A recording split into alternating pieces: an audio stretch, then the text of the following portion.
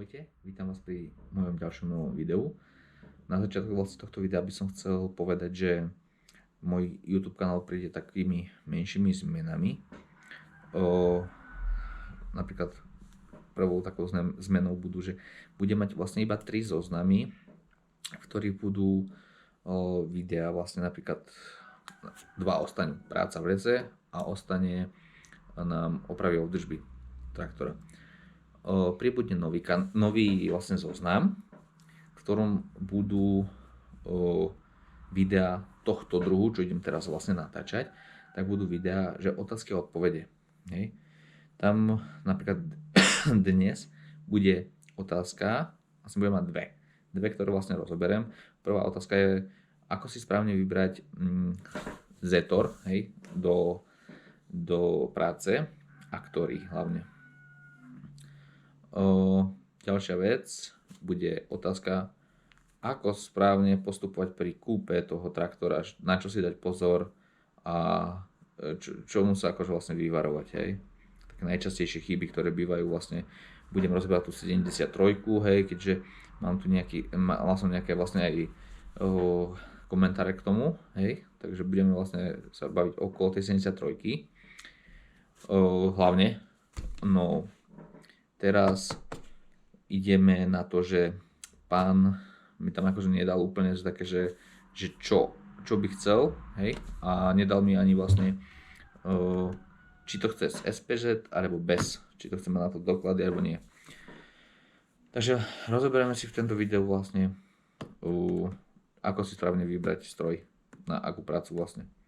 Takže poviem to tak, že celo obalenie.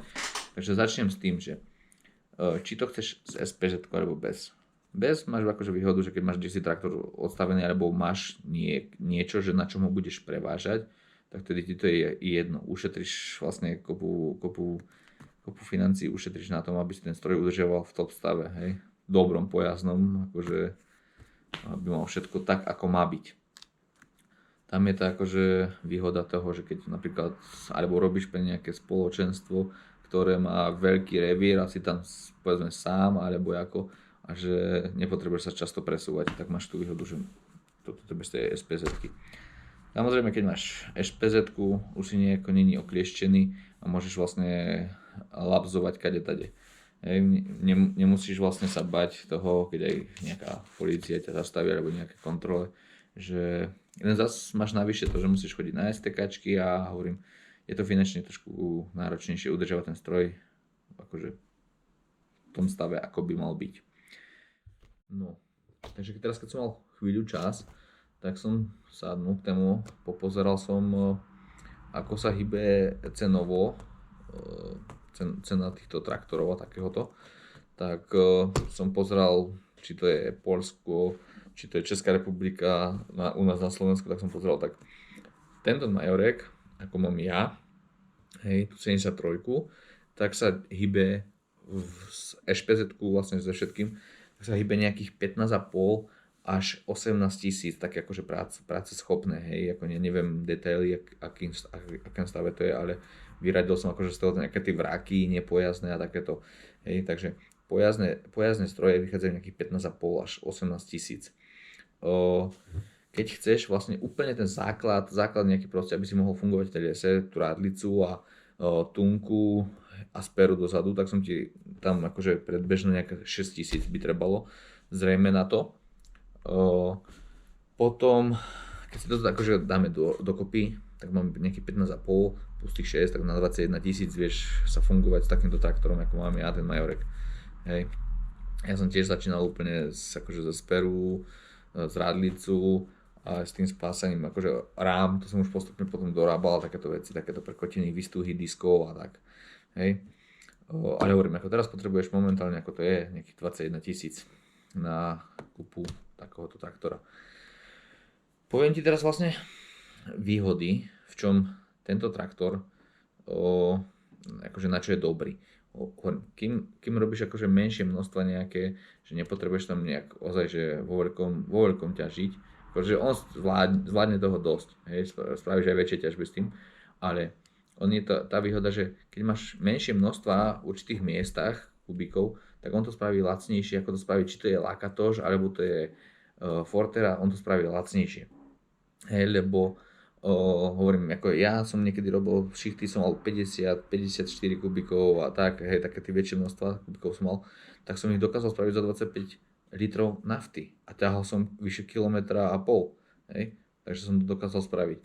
A čož viem, že tú Forteru to isté nedám, hej, tá si zhutňa a ešte ďalšia vec, mal som v tom prevoz do práce, povedzme nejakých 6-7 km prechod, hej, tam a späť.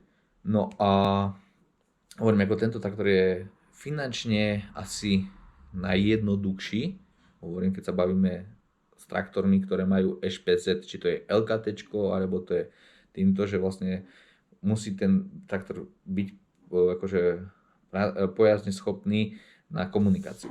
Hej, tak vychádza podľa mňa aspoň teda vychádza najlacnejšie. Aj akože lacné diely sú, to isté LKT, on tam má tiež, to je, hovorím, to je jedna kúča, to je kryštál.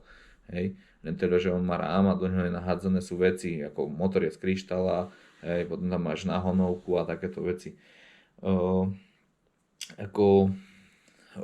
By som povedal, že tento traktor na začiatok, úplne nejaký začiatok, ktorý nevieš ešte akú prácu budeš robiť, tak by bol podľa mňa najlepší. Hej, hovorím, ak by si vedel, že áno, sú tam väčšie množstva ťažby, tak samozrejme už stojí za úvahu, či ísť, a ak to je na jednom mieste, do LKT, hovorím, alebo potom už, ako ja som teraz zainvestoval, kúpil som Forteru, lebo hovorím, pre mňa vyhovuje traktor, ktorý je rýchly na presun a takéto veci. Lebo ja, hovorím, ako robím pre viacej spoločenstiev a často sa presúvam, niekedy jeden deň robím tuto u nás, potom robím 10 km v inej dedine a tak. Takže pre mňa je výhoda tá Fortera, hej, že tá je rýchla na ten presun. A ideme teda ďalej, hej. Toto sme vlastne boli ten Majorku, lebo mám napísané také poznámky, aby som vám vlastne všetko odpovedal, lebo to by som si nezapamätal, aby som nevedel, kde som skončil. Takže lacné diely sú tam, to sme spomenuli. Urobí akože aj dosť roboty za málo nafty, hej. Hovorím, má tu výhodu toho napríklad toho zimného štartovania, je lepší na štartovanie ako tá Fortera, je lepší podľa mňa na štartovanie ako aj má tento LKT. Lepšie štartuje toto. Ja som už razy aj robili tu takí oraváci, tak som ich razy rozťahoval, čo im to nechcel chytať ani nič. No, podľa mňa akože pre začiatočníka, ktorý nemá nejaký veľký kapitál, je najlepší ten Majorek. Hovorím, ako ja by som už nešiel do tých rád. Akože áno, keď už nemáš toľko financií, tak je už jedno, už si kúpiš aj to napríklad 70, 45 alebo 72, 45, ale ako ja už by som išiel proste buď 77, 45 turbo, alebo 73, 40. Hej? Akože to sú také tie minimálne tie rady týchto Majorkov, lebo to hovorím. Do tých musíš vrážať, to nemá samosvor a takéto veci. Tuto máš už, či to je riadenie lepšie aj všetko. To by bol Major. Máme LKT teda, dáme. LKT je super. Ono je stávané do lesa. Ono má svoj rám, ktorým sú nahádzané čereva. Hej, je tam náhonovka, motor, prevodovku tam máš. Potom máš zase rozvodovku dole na kardany a na naviak. Hej. Akože to je super stroj. Hej. Ja nehovorím, nehánim to. Má svoje výhody, svoje nevýhody. Ja som robil s tým 3/4 roka, bracho mi to požičal, mal 80 LKT, tak som s tým robil. Hovorím, viem, ako sa toto správa. Ono má tú výhodu, výhodu, aj nevýhodu, že má ten zádok ľahký, pri gelbovaní musíš dávať na to bacha, po prípade nejakých otačaní v kopci, hej, lebo to má zádok ľahučky, to musíš hneď rádlicu do vodou. Na to som už mal video, ale ideme. Je tam jednoduchá konštrukcia, úplne akože fakt, že to aj blb dokáže nejaký, keď trochu je zajdený do toho, tak vie si dať 5 a 5 dokupy a nejako to dať, pospájať, hej. Tuto už trošku musíš mať taký väčší chochmez a baviť sa s tým, hej. Hovorím ako LKT. Keď má tu zase nevýhodu, že on je pomalé. Niektoré stupne, napríklad ako som ja robil 181, medzi jednotku, dvojku by to chcelo možno nejaký ten stupeň, lebo tam podľa mňa to nie je také dobré. Jednotka je moc pomalá a dvojka je zase už rýchla, hej. Neviem, momentálne aspoň na tom, čo som ja jazdil, hej. No a ďalšia vec, teraz je to také, akože aspoň tu u nás, že tí LKTčka vlastne vytlačajú. Moc ich nejak nechcú do tých urbarov a ako štátne lesy ešte je OK, ale už aj tam sú také že problémy s tým, že niekde nechcú púšťať tí LKTčka do hory, lebo to viete, ešte záleží, akého šoféra je máte. On naloží na to, nadrbe kopu a potom sa tam začne miesiť v určitých miestach, urobí tam takú ďuru, že potom je problém prejsť. Ale hovorím ako, LKTčko je super, ja som s tým robil, to zvládne veľa roboty. Hovorím, a je to také dobré, že keď máš akože také urbary, že celistvé, alebo to, že kde nemáš také presuny, lebo hovorím, on je akože pomalšie na takéto veci. A hovorím akože na veľkú ťažbu je dobré LKTčko. To by som aj ja, kebyže sa nepresúvam tak často, si kúpim LKTčko, robím s tým, hovorím. No, to by bolo asi LKTčko, to je dobré akože na tie bažiny, to sa dokáže vymiesiť, akože kde si traktorom vejdeš a to ideš dopredu, dozadu, a to LKTčko sa dokáže zalomiť a odtiaľ vymiesiť sa, hej, ale hovorím, všetko záleží od toho, akú máš prácu a čo ti vyhovuje viac. No a potom tu mám akože takú, že keby si máš veľa ťažby a potrebuješ akože silný stroj a tieto presuny, ako mám niečo ja, že mám tam, tak ja som si kúpil, alebo máš ťahanie proti kopcu, tak je dobrá tá Fortera. Ozaj tá je ťažká, je ťažšia akože ako ten Majorek a akože disponuje veľkou silou, hej, a hovorím, ešte je, ako mne najviac tak pasuje tá Fortera. No, zabudol som k tomu LKTčku. Nejaké schopné, hovorím LKTčko, sa pohybuje s SPZ-kou, vlastne s technickým preukazom a hovorím, aby si mohol behať po ceste, tak nejakých potrebuješ tých 35 000, hej, také, že ozaj, že normálne stavenie, nejaké pozvarance a takéto veci, hej, 35 000 na to LKT minimálne. Hej, tam bol taký ten priemer, akože máš tam aj akože áno, po generálnej oprave 50, 64 000 a takéto, hej, čo som našiel aj Poľsko a také. Ale hovorím akože také nejaké schopné, tá už mala aj ďalkové, tak nejakých 35 000 vychádzalo. No, tá Fortera, tam tá cena už je trošku, aspoň takú ako mám ja mám 125, sú tam aj 106, hej, tie ľahšie, 96 to by som už nebral, to je pomaly jak silnejšia Proxima, hej, ale proste ja by som už, keď už mám investovať, tak už investujem do toho silnejšieho traktora. Ale zase by som nechcel tie nové močoviny a takéto, to akože nemám chuť riešiť. A ešte nie, že takto dobre, kebyže je na poli alebo čo to viem, ale nie v hore, tam ten traktor dostane na frak. Takže bavíme sa o tej 125-ke, tak som tiež pozrel takto dookola, tak vychádza od 27 do 30 000 holá. Akože pripočítal som už tému, napríklad keď som aj našiel ten nakladač, keby som že kúpim ho nový, tak nejakých ten priemer 27-30 000 potrebujete na takúto Forteru bez nadstavby.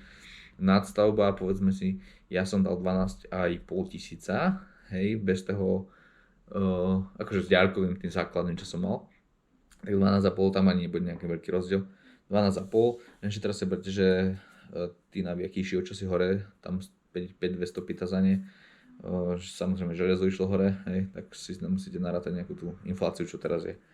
Tak ja neviem, koľko to vychádza. Ešte som chlapcom písal, ale som nedostal odpoveď.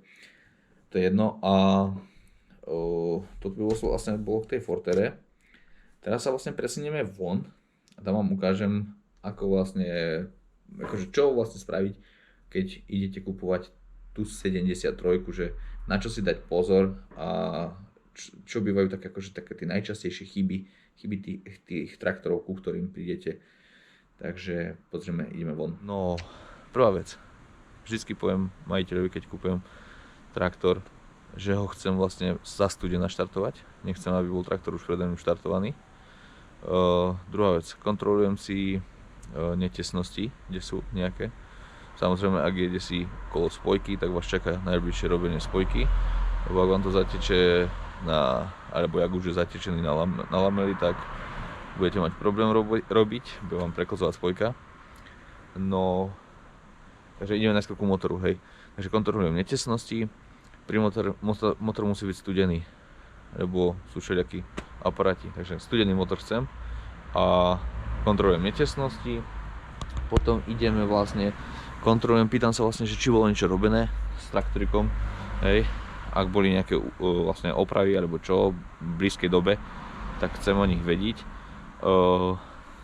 Kontrolujem olej, aký je olej, ak mi pán povie, že vlastne, že s traktorom nebolo robené nič, tak samozrejme skontrolujem si olej, pýtam sa, kedy bol naposledy menený olej a ak vidím, že pán mi povie, že bol menený pred 2 týždňami, tak ten olej mal by byť eventuálne ešte taký čistý, záleží koľko tiež robia s tým, ale ja vám ukážem, mám necelých 100 hodín odrobené, počkajte, akože takto. Je poznať, že už tam je nejaký karbon chytnutý v tom olí, ale keď ho tak rozmažeš, tak ešte vidno, že tam je vlastne je tam vidieť, že ten olej není nejaký, že dlhšie tam datý. Keď máte nejaký olej, aj teraz je chladno, je zima a ten olej je riedky. Keď máte dlhšie olej nevymenený, tak je hustý a to vidno, že je úplne neprehľadný, je veľa karbonu na ňom už. Ďalšie problémy, čo vznikajú pri motoroch, kontrolujem si, či mi niekde nesídí hlava, či není podtečená alebo niečo, musí byť proste. Tuto neviem, či to bude vidieť. Tí hlavy sú všetky sú suchučké. Akurát ja mám sem výfuk, tak je tam trošku vody spadnuté, lebo ešte ráno pršalo. Hej. Keď vlastne ten motor, že pozriem ho takto vizuálne, že nemá nejaké vlastne úniky a ten olej vyzerá byť dobrý, keď by aj bol, že už horší povie, že už je na výmenu, tak dobre, ale vieme, že ten olej tam bol potom dlhšie, to treba meniť hneď.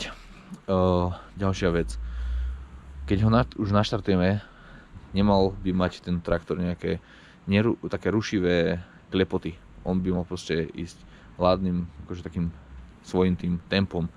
Nemalo by nič také rušivé z tých zvukov. Ďalšia vec. Keď ho natočím, hadice musia byť mäkké. Pozor, máme niektoré hadice, ktoré sú tvrdené, hej. Takže aby ste si nemysleli, že prídete a poviete, tam sú tvrdé hadice. Nie. Niektoré hadice vidíte, títo sú mäkučké, títo sú tvrdé, hej. A tiež nie sú nejak staré, sú tam ročné hadice dávané. Keď ho natočíte, nesmie mať tvrdé hadice.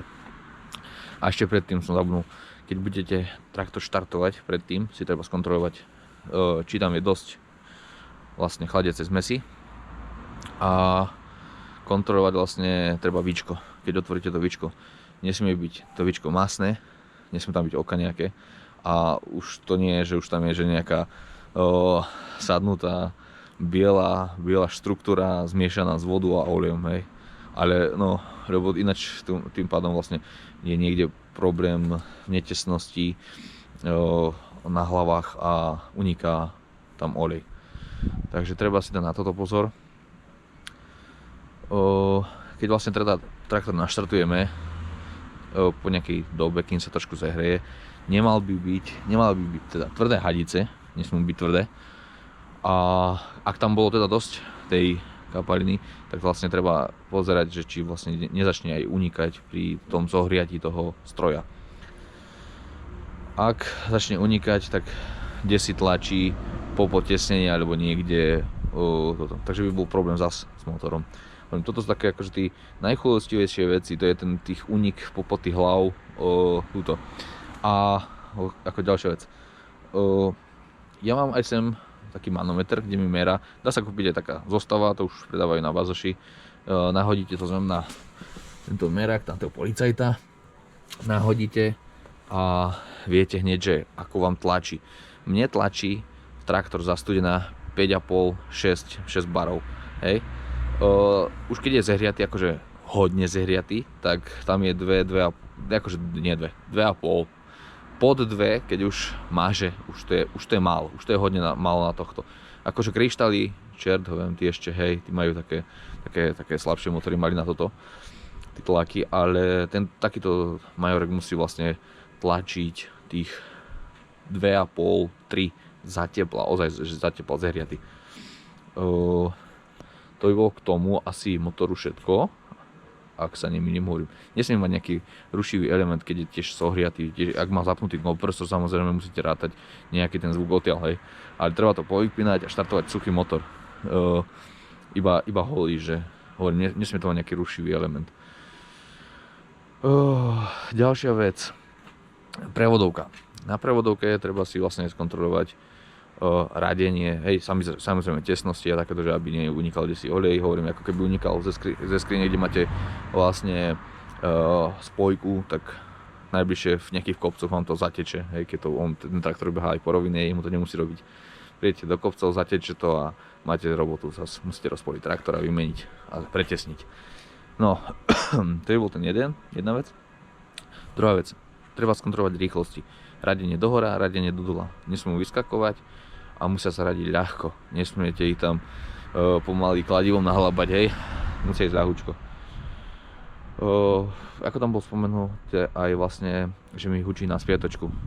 Viete čo, ako ten traktor mám 6. rok, hučalo to už, ako som to kúpil, a hučí to iba keď mám pozapínané vlastne predek a neviem, či to je tým reverzom, či to hučí vlastne cez ten revers. Ale ako nemal som problém zatiaľ žiadne s tým, mal som trošku rozhádzanú tú prevodovku z vrchotovíkov, všetko kontroloval som, nejaké vôle tam neboli, aj keď som vlastne rozpoliené toto, tak som to s tým hýbal. Vôle tam nevyzerajú byť, neboli aspoň.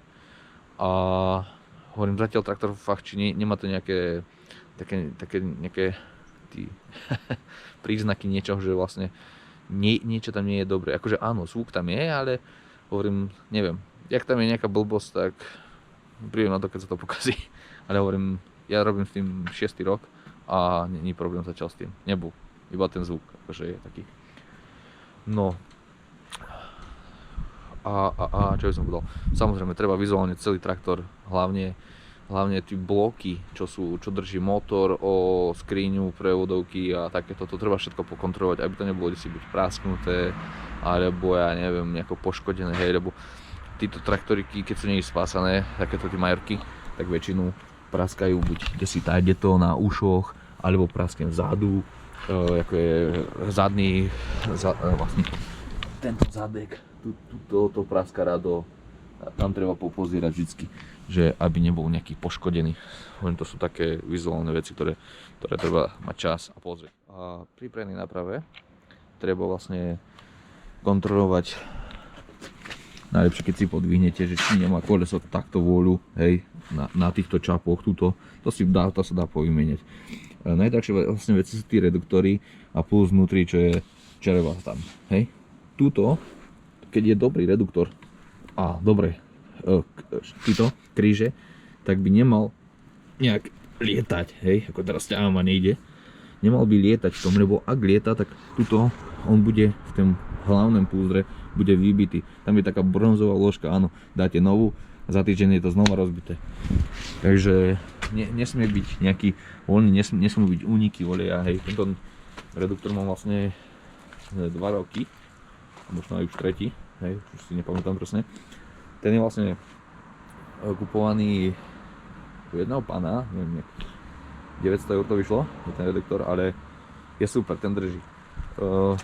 Poprosím, nekúpujte nejaké garážové liepanice, lebo to sa vám nevyplatí. Tú ranu, keď aj by bol, že nejaký ten reduktor, že viete, že dobre, beriem traktor s tým, že je OK, akurát tu je odpasený reduktor, tak nekúpujte to prosím nejaké tie liepanice.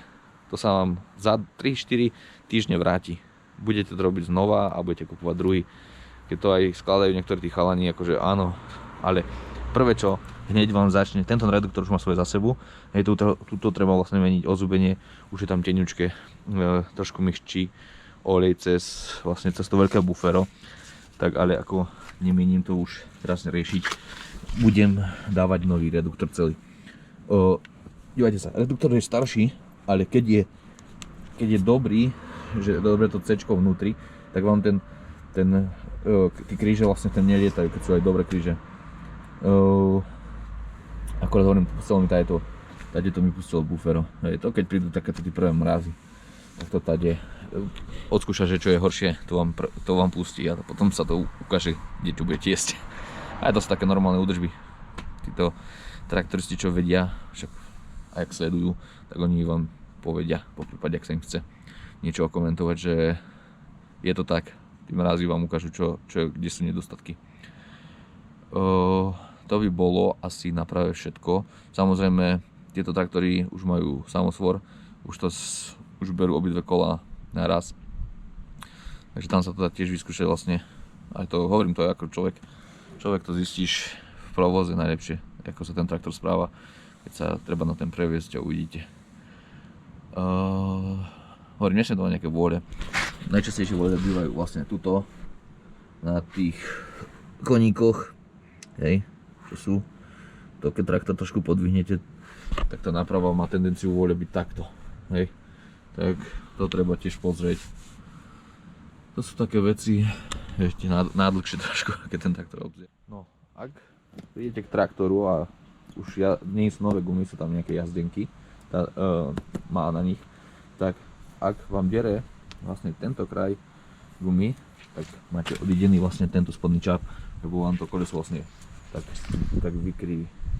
Takže budeme mať obedraté títo strany gum, hej, takže bude treba robiť uložiska na náprave, ak sú není vybité uloženia.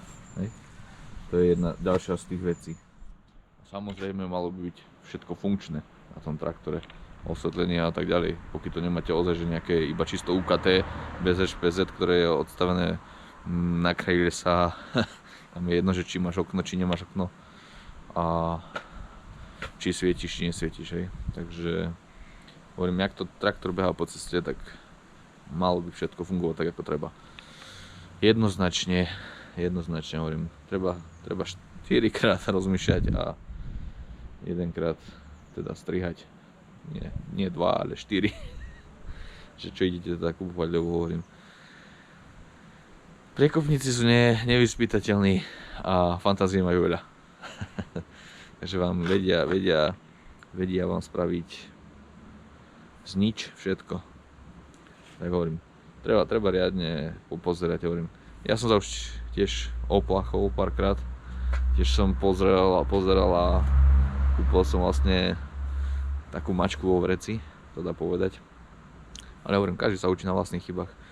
Takéto veci kontrolujem. Napríklad tú Forteru, to som vedel, že ho berem s tým, že ten motor tam nie je OK. To som vedel, akože pani mi tvrdili, že treba vymeniť iba remene vlastne na vodnú pumpu a takéto, ale to som vedel, že tam trpú žvasty. Hej. Takže ako o to nejde. Ale hovorím, treba riadne popozerať, dať si na to čas, pozrieť to, hlavne hovorím, treba popozerať tie bloky a toto, že či to ak to je traktor ešte aj z hory, tak už tým duplom. Hej. Treba to popozerať. No a ešte som tam mal vlastne také malé detaily, že áno, mám takýto maličký mini štarter od Magnetonu, hej, s prevodovkou, ktorý točí podstatne ľahšie za menej šťavy ako ten, čo tam pôvodne bol. Hej, hovorím, ja akože štartujem do minus 10 v pohode bez nejakých žhavení a takýchto vecí. Hej, akože pri hrievaní ho. Mám tu takúto špirálku, to chlapi poznajú, vedia, hodíte a nahrejem vlastne vrch, časť hlavy, blok nahreje tu, vlastne tú chladiacu zmes mi nahrieva. Tým pádom má ľahší štart, aj to palivo je také, potom tá hlava je taká predhriata, hej, takže to má jednoduchšie. Tuto je vlastne tá moja pačka, čo som vám tu vysvetľoval v tom videu, že sa dá mi odstaviť toto čerpadielko od systému, čo mi vlastne ženie olej vlastne hore do ovládača a potom ja už ho presmerujem buď dopredu na radlicu alebo dozadu na štít. Takže toto keď vlastne ja odstavím, tak ten traktor o polovičku minimálne štartuje ľahšie. Hovorím, do 10 štartujem, keď sú také mrazy, že 8, 9, tak štartujem bez nejakých problémov. Keď už je viac, tak samozrejme lepšie je vybrať mu baterku, lebo to mu ubere, akože keď je trošku starší alebo čo, tak mu ubere samozrejme na tým hodne, ale ako ja ho vyberám, či je nová, či je stará, ho vyberem, keď už viem, že budú nad mrazy a dám si ho nahriať vždycky tak 15 minút, 20, nahreje ho a kým sa oblečem takto, tak mi to pekne zohreje a štart mám, ako ste videli, úplne jednoduchý, keď aj sú väčšie mrazy. Štartuje bez problémov. Akože najviac zatiaľ čo som mal, také štarty bolo čosi cez 30 a hovorím ako, je to, samozrejme sú to mrazy, ale štartovalo to dobre, super, nemôžem povedať krivo slovo na to. Čož tá Fortera, ako 30 nebolo, aj dobu mám od minulého roka, mám vlastne druhú zimu štartujem, takže no, tak tú Forteru vlastne potom tu je trošku ťažšie, hej. Hovorím, uvidíme, keď sa spraví generálka motora, ale aj tak, ako môj kamarát, čo robí na družstve, tak povedal, že to sú také garážové traktory, že to najlepšie, keď to máš teple, lebo to chytá horšie, že ako títo starší veteráni. Takže my sa teraz presunieme do teplúčka a tam vám poviem zvyšok. No, sme dnu a zabudol som vlastne ešte povedať jednu vec. Treba vlastne, keď ten traktor už bude potom naštartovaný, zohriatý, tak ten traktor nesmie dymiť. Hej, nesmie mať čierny dym, lebo tým pádom vám papá olej. Hej, tam sú netesnosti na kružkách a už ide horšie, tak vám začne dymiť, bude čierny dym. Nesmie byť ani ten dym biely, lebo tým pádom uniká zo systému chladiaceho do motora uniká chladiaca zmes. Tým pádom bude biely dym. A nesmie mať ani modrý, lebo je problém, kde si s trískami alebo s niečím vám ciká, zle rozprašuje naftu a takéto veci. Na to treba si dať pozor už potom, keď ten traktor je trochu zehriatý.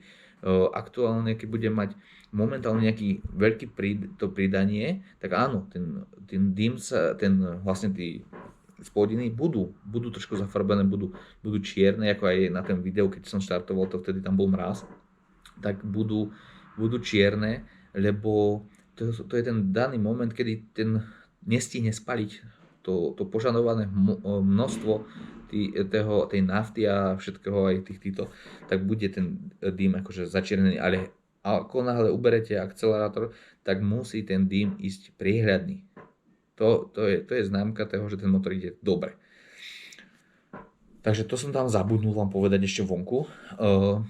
Teraz vlastne chcem vám ešte oboznámiť vlastne, ako vlastne pôjde tento môj zoznam týchto videí, čo teraz robíme.